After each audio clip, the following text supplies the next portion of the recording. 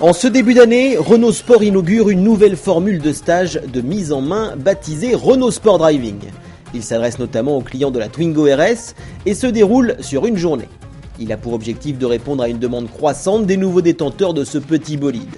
Ce stage est proposé en option lors de l'achat d'un véhicule Renault Sport, mais aussi ouvert aux détenteurs d'un modèle de cette gamme.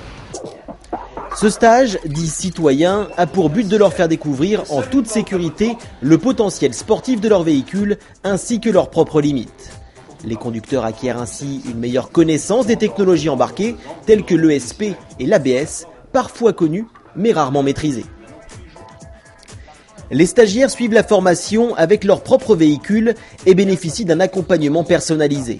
Le moniteur qui les suit est un professionnel formé par Renault Sport Technologies aux spécificités des modèles de la gamme RS. Afin d'en savoir un peu plus, nous nous sommes rendus sur le circuit de l'Oéac pour assister à l'une des sessions de stage dispensées par le pilote instructeur Dominique Depont. Ici, le freinage et la trajectoire sont les deux points forts de la journée. Mais aucun des deux ne peut être appréhendé sans les bases, la position du corps et des mains dans le véhicule. Si je conduis, jambes tendues, bras tendus.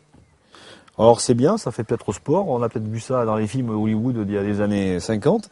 Seulement le problème, c'est qu'en cas d'accident, avec un choc frontal, dès l'instant où j'ai les membres tendus, que ce soit les jambes ou en me crispant sur la pédale de frein, les bras et les jambes, eh bien là j'aurai immédiatement une fracture. Parce que l'énergie que l'on va prendre dans un choc, lorsqu'on est en semi-flexion, elle va se digérer dans la semi-flexion de vos membres. Que si on est tendu, eh bien là il va rien se passer et là on va se provoquer une fracture. Donc, disponibilité et sécurité, ce sont deux éléments indispensables pour pouvoir ensuite prétendre à conduire avec plaisir et avec dynamisme. Alors, la position des mains sur le volant, c'est 9h15. C'est 9h15, pourquoi ? Parce que déjà, comme par hasard, il y a des repose-pouces. Donc autant les exploiter. Et ensuite, parce que toutes les manipulations de volant aujourd'hui, avec des voitures modernes qui ont des directions assistées électriques très très douces, l'objectif c'est toujours d'avoir les mains à 30 minutes l'une de l'autre. Donc à partir du moment où on a les mains à 30 minutes l'une de l'autre, on a de la disponibilité. Si on met les mains à 10h10, comme on l'a souvent entendu à tort, regardez de quelle manière je peux avoir mon amplitude de volant. C'est pas possible. Donc je positionne mes mains à 9h15 et lorsqu'effectivement j'arrive vers midi et demi, c'est-à-dire à un moment où je suis un petit peu en blocage, et si le rayon de braquage me demande de tourner plus, je déplace ma main, que je ramène à 30 minutes l'une de l'autre, que je fais pivoter et je suis toujours à 30 minutes l'une de l'autre. Ce qui fait que j'ai toujours mes mains qui sont à 30 minutes. Il ne faut jamais que l'une rejoigne l'autre. Sinon, s'il y a un dérapage à contrôler ou quoi que ce soit, on n'a aucune disponibilité dans ces conditions. Après un petit cours théorique et une séance de briefing, les clients passent à la pratique. 2 ateliers leur sont alors proposés pour travailler le freinage à 130 km/h et la prise d'un virage qui répond à des fondamentaux d'action de conduite.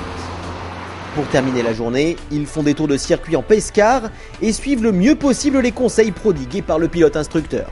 Après concrètement, dans le programme pédagogique, alors là on explique comment utiliser correctement une pédale de frein.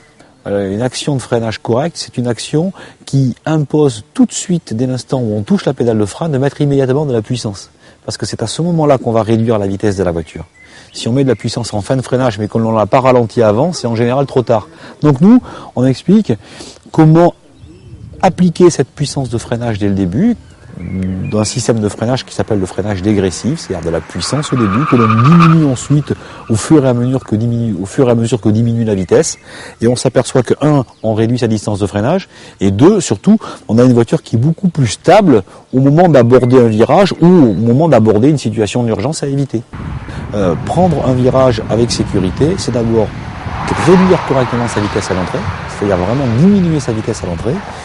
Ne jamais toucher l'accélération tant qu'on est dans une phase de braquage, c'est-à-dire le moment où on inscrit la voiture, et ensuite, forcément, il y a un moment où on va débraquer son volant pour sortir du virage, et bien c'est à ce moment-là qu'il faut enchaîner une accélération, mais là aussi, une accélération progressive, et on s'aperçoit que l'auto est parfaitement stable et parfaitement équilibrée, et puis surtout sort du virage avec 1, beaucoup plus de vitesse, et 2, beaucoup plus de sécurité.